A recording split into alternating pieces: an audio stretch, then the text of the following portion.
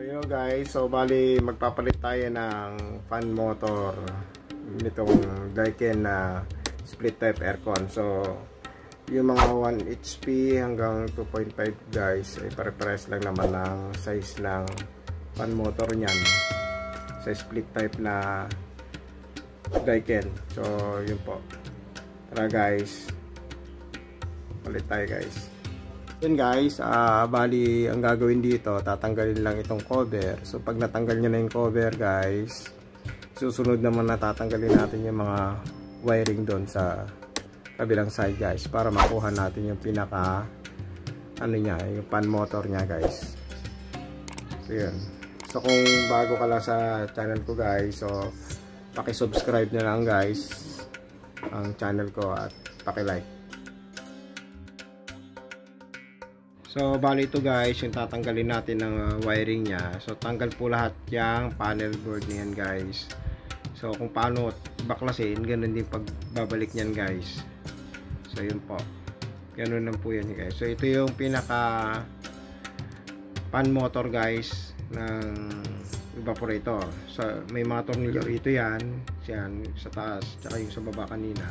So hindi naman yan babaklasin na guys. Bali ang tatanggal lang natin is itong lock guys ng motor, yun lang. So ganun lang kasimple guys ang pagbaklas nyan.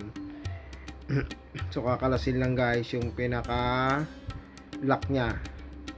So may dalawang tornilyo po yan, yung plastic cover na yan guys. Yun, tatanggalin lang yon at aangatin guys. So yun lang po guys ang gagawin dyan. So tanggalin lang po ng Phillips screw, tapos po tanggalin ng Phillips screw guys. Yan, hugutin ninyo lang pataas. Yan, so tanggal na po yung pinakalock nya na plastic guys. So yun lang naglalak sa kanya dun sa fan motor guys. Yan, ingatan nyo lang po na mawala yung mga accessory na tinatanggal nyo guys. And then sa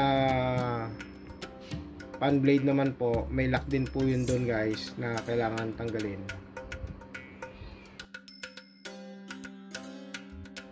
So yun guys, bali tatanggalin din itong pinaka lower na yan. Yan, so ganyan lang po yung pagtanggal niyan. Pati itong swing lower, itong pinaka fix lower niya guys. So yung unang tinanggal natin, ang tawag doon yung swing lower po yun, up and down. So ito naman fix lower, yung direction to guys ng hangin. So yan po. So bali sa bandang blade po, meron po yung slot guys na makikita nyo. So yan po guys, yung pinaka tornilyo nya. Yan, yun yung tatanggalin guys. Gagamitan ng Phillips screw. Yan, logan lang po ng pakaliwa guys para mahugot yung pinaka fan motor. So yan, ganun po ang pagbaklas nyan guys. Then pag natanggal na guys, huhugutin na rito sa kabila yung motor. So yun guys, bali yan, nahugot na natin yung pinaka fan motor. Bali naka plug lang po yan sa PCB board, so madali lang naman po tanggalin yan. At saktong sakto lang din po yan sa mga terminal block nya guys. So hindi kayo magkakamali pag kinabit nyo. Tapos ito rin po yung pinakabago guys na pamalit natin. So yun yung pinaka code nya guys. So yun guys, bali yan po yung pinaka part number nya. Pero pag order ka po ng fan motor guys, ng aircon mo, is yung model number po ng kung anong indoor model nya, yun ang i-order mo siya. So para mas madali na i-order guys. So ganun po siya pag umorder ka ng fan motor. Bali pwede rin po i-order yan guys sa mga online shop. So marami na po mabibili niyan guys.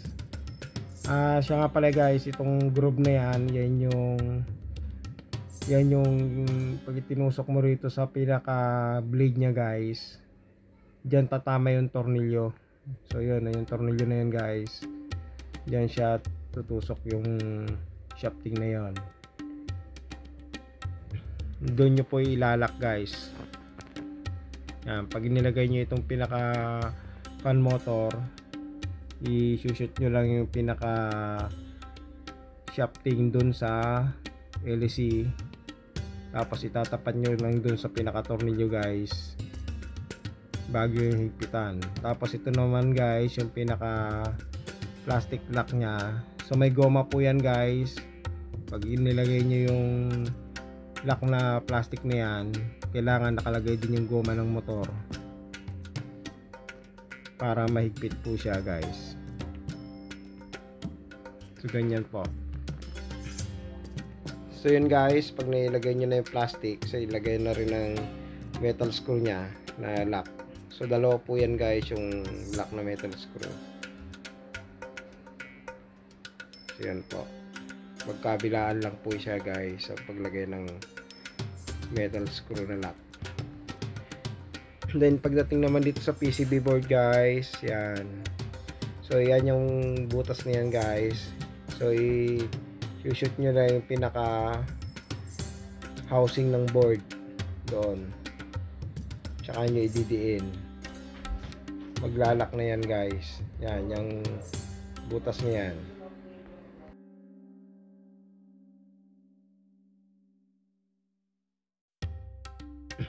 Pagtapos nyo po may kabit yung pinaka board guys, yung pinaka housing ng board dun sa base nya. So bali ang gagawin na po na step guys ay babalik nyo ng paisa-isa yung pinaka wiring nya guys, yung mga tinanggal.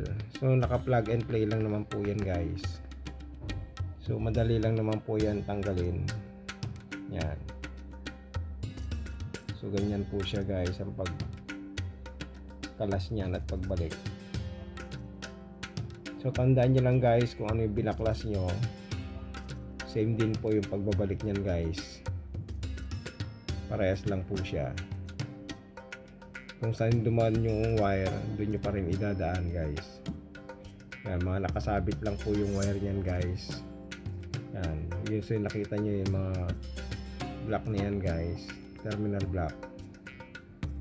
Yan, ito may tornilyo po dyan, isa nilalagyan ng isang tornilyo dyan guys para sa housing. Yan, ito yung tornilyo niya guys sa housing ng PCB board para hindi na umuga. So lock po yan guys para hindi umuga siya. Then itong fan motor, yung swing motor guys, yan pinaka swing motor wire cable nya. So nakalagay lang yan siya dyan, nakaipit lang. So ganyan lang po siya. Yan hanggang dun sa dulo guys. Tapos ipa-plug mo lang yan dun sa pinaka terminal nya. Yan, ito mga terminal nya guys. Tutusok mo lang siya guys. Yan o. Yan. Ganun lang kasimple guys. So hindi ka maliligaw dyan guys kasi hindi yan mag-aakma pag hindi siya para dyan. So yan. Ganyan lang po yung pagbabaklas niyan tsaka pagkakabit guys.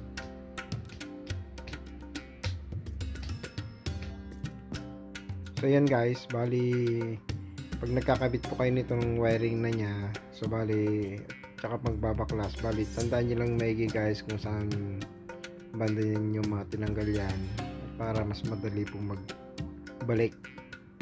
So yan po. Yung mga wire po niyan guys, mga nakaklip lang po yan. So yun guys, naibalik na po natin yung mga wiring nya. Bali kakabit na lang po natin yung cover uli. So ganun po guys ang pagpapalit nitong fan motor. So yun guys, natapos na po natin palitan ng fan motor itong split type aircon na Daikin. So sana may nakuha kayong kalaman sa vlog ko na to. Thank you for watching. Please like and subscribe to my YouTube channel. Thank you.